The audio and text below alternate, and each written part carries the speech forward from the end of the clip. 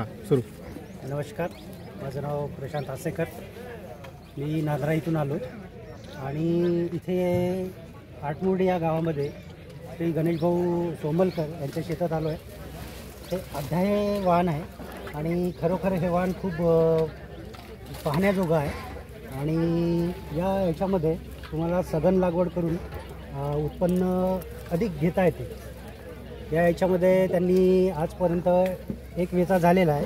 त्यांना 9 क्विंटलचा उतारा आलेला आहे आणि पराठीची क्वालिटी बघता असं वाटून राहिलं की त्यांना 20 क्विंटलचा एकरी ॲव्हरेज येऊ शकतो. एवढे बोलून मी माझे 2 शब्द सांगतो. तुमची किती एकर कपाशी असते?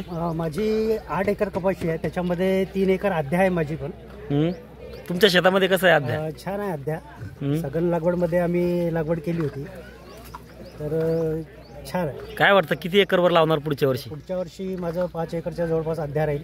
आणि गावामध्ये सभासद नोंदणीमध्ये आपण जाणार आहोत तर किती एकर लागवड होऊ शकते आपल्या गावात अध्याची? अध्याची भरपूर लागवड होऊ शकते कारण बरेचसे शेतकरी आहे आमच्या गावामध्ये अध्या लागवड झालेली आहे त्यांची. धन्यवाद. नमस्कार.